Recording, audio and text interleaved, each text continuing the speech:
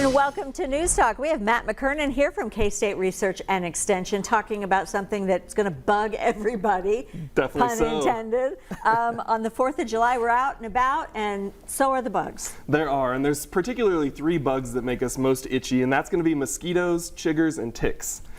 So let's talk about this. Can we use a repellent for all of them? Yes, so the best way to protect ourselves from all of these is to use an insect repellent, but insect repellents are really going to vary from product to product, so it's important that we read the label and understand which insect repellents we're selecting.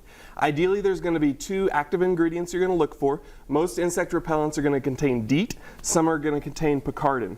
Ideally, in the insect repellent, we want to look for a DEET product that's between anywhere from 15 to 30% DEET. Okay. That's typically going to give us about 8 to 10 hours of protection. But if you look at these labels, some of these are going to contain much less. This is only going to be 7% DEET. So the lower that percentage, the less effective it's going to be fighting these insects off. Okay, so let's talk about them one by one. Mosquitoes. Yeah. What do you recommend? So mosquitoes are not going to be able to fly very far distances. Actually, mosquitoes primarily feed on pollen and are only going to feed on blood as female mosquitoes looking to reproduce. Oh, it's the girls we don't like. It is. So sometimes what we got to worry about is wearing long sleeve shirts, long pants, basically try to reduce the amount of exposed skin, and that's going to help as well as avoiding dusk and dawn when mosquitoes are most active.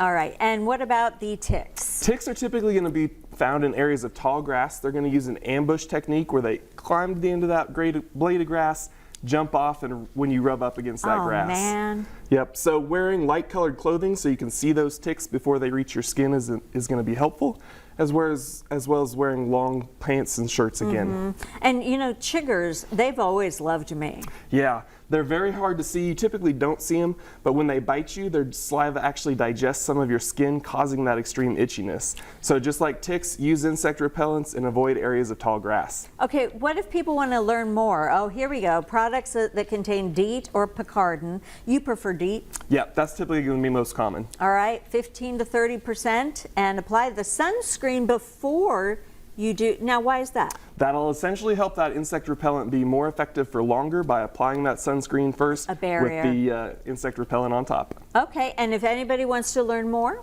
Yeah, there's 3 great publications where you can learn more about all of these 3 insects, where they live, where they can be found, and how to avoid their itchiness. Thanks so much. I appreciate this especially. We'll be right back.